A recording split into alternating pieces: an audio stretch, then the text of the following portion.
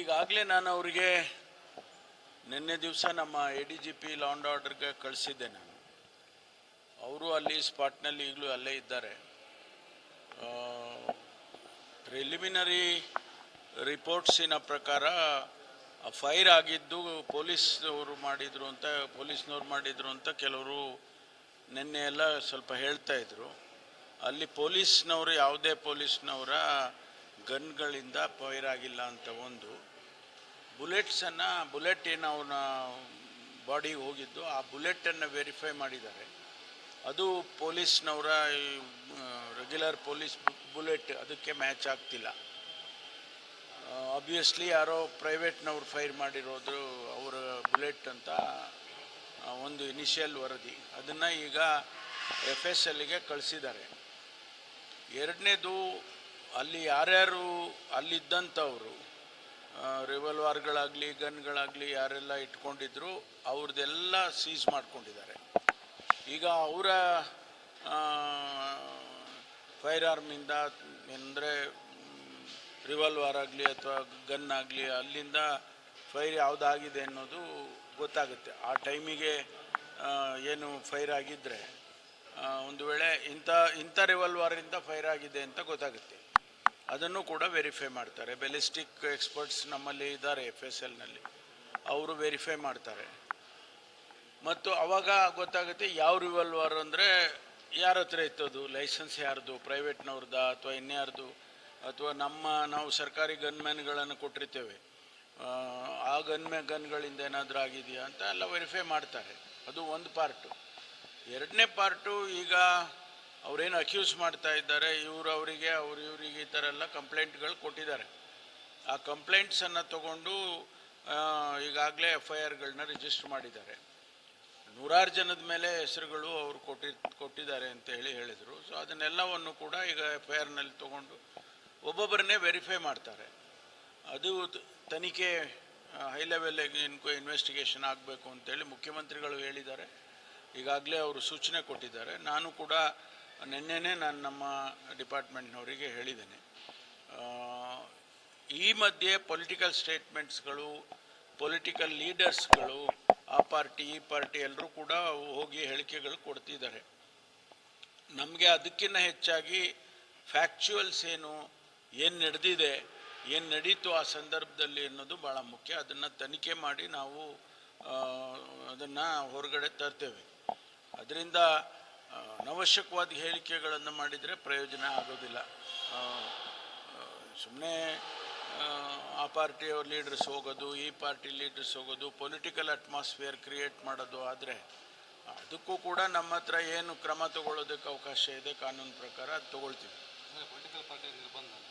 ನಿರ್ಬಂಧ ಅಂತಲ್ಲ, ನಾವು ಅಲ್ಲಿ ಅವರು ಆ ರೀತಿ ಹೇಳಿಕೆಗಳು ಕೊಟ್ಟಾಗ ಏನು ಹೇಳಿಕೆ ಕೊಡ್ತಾರೆ, ಪ್ರಚೋದನಕಾರಿ ಹೇಳಿಕೆಗಳು ಕೊಟ್ಟರೆ ಅದಕ್ಕೆ ನಾವು ಏನು ಮಾಡಬೇಕು ಕಾನೂನು ಚೌಕಟ್ಟಲ್ಲಿ ಅದೆಲ್ಲ ಮಾಡ್ತೀವಿ. ಯಾಕಂದರೆ ಇದು ಎಲ್ಲಿಂದನೋ ಹೋಗಿ ಇಲ್ಲಿಂದನೋ ಆಗಬಾರ್ದಲ್ಲ.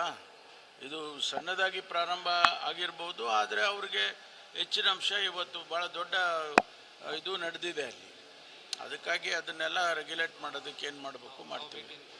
ಅದು ನಾನು ವರದಿ ಬಂದ ಮೇಲೆ ಡಿಸೈಡ್ ಮಾಡ್ತೀನಿ.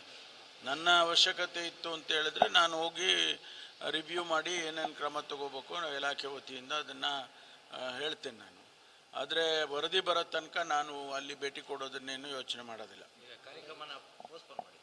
ಅಲ್ಲ, ಅದು ಅವರ ಆಯೋಜನೆ ಮಾಡಿದ್ದವ್ರಿಗೆ ಅವ್ರಿಗೆ ಬಿಟ್ಟಿದ್ದು. ನಾವು ಕೂಡ ಈ ಸಂದರ್ಭದಲ್ಲಿ ಬೇಡ ಅಂತ ಹೇಳಿ ನಾವು ತಿಳಿಸಿ ಆರ್ಗನೈಸರ್ಸ್ಗೆ ಈ ಸಂದರ್ಭದಲ್ಲಿ ಬೇಡ, ಸಾಧ್ಯ ಆದರೆ ಪೋಸ್ಟ್ಪೋನ್ ಮಾಡ್ಕೊಳ್ಳಿ ಅಂತ ನಾವು ಹೇಳಿದ್ದು. ಹಾಗಾಗಿ ಅವರು ಮಾಡ್ಕೊಂಡಿದ್ದಾರೆ. ಅದೇನಾಗಿದೆ, SP ಅವರು ಅಲ್ಲಿ ಆ ಸ್ಪಾಟ್ನಲ್ಲಿ ಇದ್ದು ಡೈರೆಕ್ಷನ್ಸ್ ಕೊಟ್ಟು ಅದನ್ನೆಲ್ಲ ಕಂಟ್ರೋಲ್ ಮಾಡಬೇಕಾಗಿತ್ತು. ಅದನ್ನು ಅವ್ರು ಮಾಡಿಲ್ಲ. ಅದಕ್ಕಾಗಿ ಅವ್ರನ್ನ ಸಸ್ಪೆಂಡ್ ಮಾಡಿದ್ದೇವೆ. ಇಲ್ಲ, ಯಾವಾಗಾದರೂ ಆಗಲಿ ಡ್ಯೂಟಿ ಅಲ್ವಾ. ಅವ್ರೇನು ಹೊಸಬರ ಪೊಲೀಸ್ ಇಲಾಖೆಗೆ? ಒಬ್ಬ ಸೂಪರಿಂಟೆಂಡೆಂಟ್ ಆಫ್ ಪೊಲೀಸ್ ಲೆವೆಲ್ಲಿಗೆ ಇರತಕ್ಕಂಥ ಅಧಿಕಾರಿ ಹೋದ ತಕ್ಷಣ ಅವರು ಕೆಲಸದ ಪ್ರವೃತ್ತಿ ಆಗಬೇಕು. ಇಮಿಡಿಯೇಟ್ ಚಾರ್ಜ್ ತೊಗೊಂಡ ತಕ್ಷಣ ಅವ್ರಿಗೆ ಚಾಲೆಂಜಸ್ ಬಂದೇ ಬರುತ್ತೆ. ಅದನ್ನು ಅವ್ರು ಕಂಟ್ರೋಲ್ ಮಾಡಬೇಕಾಗಿತ್ತು, ಮಾಡಲಿಲ್ಲ. ಅದಕ್ಕಾಗಿ ಅವ್ರನ್ನ ಸಸ್ಪೆಂಡ್ ಮಾಡಿದ್ದೀವಿ. ಯಾರಾದ್ರೂ ಆಗಲಿ ರೀ, ಅವರೇನು ನಾ ಹೇಳ್ದಂಗೆ ಅವರೇನು ಪೊಲೀಸ್ ಇಲಾಖೆಗೆ ಹೊಸಬ್ರಲ್ಲ. ಈ ಊರಲ್ಲಿ ಕೆಲಸ ಮಾಡೋದು ಇನ್ನೊಂದು ಊರಲ್ಲಿ ಕೆಲಸ ಮಾಡ್ತಾರೆ ಅಷ್ಟೇ ತಾನೇ. ಯಾರಿಗೆ ಅದು ಘಟನೆ ಆದ ಘಟನೆ ಹೆಂಗೆ ಹ್ಯಾಂಡಲ್ ಮಾಡಬೇಕು ಅನ್ನೋದು ಗೊತ್ತಿದೆಯಲ್ಲ. They are all trained people. ಅವರಿಗೆ ಇಂಥ ಸಿಚುವೇಶನ್ನನ್ನೇ ಟ್ರೈನಿಂಗ್ ಕೊಟ್ಟಿರೋದಿಲ್ವ. IPSನಲ್ಲಿ ಟ್ರೈನಿಂಗ್ ಕೊಟ್ಟಿರ್ತಾರೆ. ಮತ್ತು ಫೀಲ್ಡಲ್ಲಾಗಲೇ ಅವರಿಗೆ ಇಷ್ಟು ವರ್ಷ ಆಗಿದೆ IPSಗೆ ಬರಬೇಕು. ಫೀಲ್ಡಿಗೆ ನಾವು ಒಬ್ಬ ಜಿಲ್ಲೆಯ ಪೊಲೀಸ್ ವರಿಷ್ಠಾಧಿಕಾರಿ ನೇಮಕ ಮಾಡಬೇಕಾದ್ರೆ ಇದನ್ನೆಲ್ಲ ನಾವು ಯೋಚನೆ ಮಾಡಿರ್ತೀವಿ. ಅದೆಲ್ಲ ಆಮೇಲೆ ನೀವು ಎಕ್ಸ್ಪ್ಲನೇಷನ್ ಆಮೇಲೆ ಏನು ಬೇಕಾದ್ರೆ ಹೇಳ್ಬೋದು ನೀವು. When you join and taken the duty charge immediately ನೀವು ಇಂಥ ಸಿಚುವೇಶನ್ ಬಂದರೆ that is a challenge for you.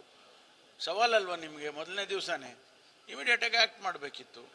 ಈಗ ಇನಿಷಿಯಲಿ ಅಲ್ಲಿ ಕಲ್ಲು ಹೊಡೆದ್ರು, ಆಮೇಲೆ ಆ ಕಲ್ಲು ಹೊಡೆದ ತಕ್ಷಣವೇ ಹೋಗಿ ಅವರು 2 ಗುಂಪನ್ನು ಚದುರಿಸಿ ನಿಮಗೆ ಮಾಡೋದಕ್ಕೆ ಅವಕಾಶ ಇದೆ ಅದನ್ನು ಮಾಡಿದರೆ ಘಟನೆ ಫೈರಿಂಗ್ ಆಗೋದುವರೆಗೂ ಹೋಗ್ತಿರ್ಲಿಲ್ಲ ಅಂತ ನಮ್ಮ ಅನಿಸಿಕೆ. ಫ್ಯಾಕ್ಚುಯಲ್ಸು ಈಗ ರಿಪೋರ್ಟ್ ಬಂದ ಮೇಲೆ ಗೊತ್ತಾಗುತ್ತೆ. ಮೇಲ್ನೋಟಕ್ಕೆ ನಮ್ಗೆ ಏನು ಅನಿಸುತ್ತೆ, ಯಾವುದಪ್ಪ ಪೊಲೀಸ್ನವರು ಈಗೇನು ಹೇಳ್ತಾರೆ, ಪೊಲೀಸ್ನವ್ರು ಮೊದಲೇ ಆ್ಯಕ್ಟ್ ಮಾಡಿಬಿಟ್ಟಿದ್ರೆ ಇದೆಲ್ಲ ಆಗ್ತಿರಲ್ಲ ಸರ್ ಅನ್ನಲ್ವ ನಾವು. ಹಾಗೆ ಪೊಲೀಸ್ನವರು ಸ್ವಲ್ಪ ಅಲ್ಲಿ ಇಮಿಡಿಯೇಟ್ ಆ್ಯಕ್ಷನ್ ತೊಗೊಂಡು SP ಮಾಡಬೇಕಾಗಿತ್ತು ಅಂತ ನಮ್ಮ ಅನಿಸಿಕೆ. ಅದಕ್ಕಾಗಿ ಸಸ್ಪೆಂಡ್ ಮಾಡಿದ್ದೀವಿ. ಮಾಡ್ತೀವಿ. ಈಗ ಡೆಪ್ಯುಟೇಷನ್ ಚಿತ್ರದುರ್ಗದವ್ರಿಗೆ ಚಾರ್ಜ್ ಹಾಕಿದ್ದೀವಿ SPಗೆ. ಅವ್ರು ಅಲ್ಲೇ ಇದ್ದರು ಮೊದಲು, ಅದಕ್ಕೆ ಅವ್ರಿಗೆ ಚಾರ್ಜ್ ಹಾಕಿದ್ದೀವಿ. ಆಮೇಲೆ ದಾವಣಗೆರೆ IG ಕೂಡ ವಿಸಿಟ್ ಮಾಡಿದ್ದಾರೆ, ಅಲ್ಲೇ ಇದ್ದಾರೆ. ಸೊ ನಾವು ಇಮಿಡಿಯೇಟಾಗಿ ಯಾರನ್ನಾದರೂ ಒಬ್ಬರ ಒಳ್ಳೆಯ ಅಧಿಕಾರಿ ಅಂದರೆ ಸ್ವಲ್ಪ ಟ್ರೈನ್ಡ್ ಎಕ್ಸ್ಪೀರಿಯನ್ಸ್ಡ್ SPನ ಪೋಸ್ಟ್ ಮಾಡ್ತೀವಿ. ಎಲ್ಲಿ ಅಲ್ಲ, ಅದೆಲ್ಲ ವರದಿ ಬರಬೇಕಲ್ಲ. ತನಿಖೆ ಆದಮೇಲೆ ನಾವು ಹೇಳೋಕ್ಕಾಗುತ್ತೆ.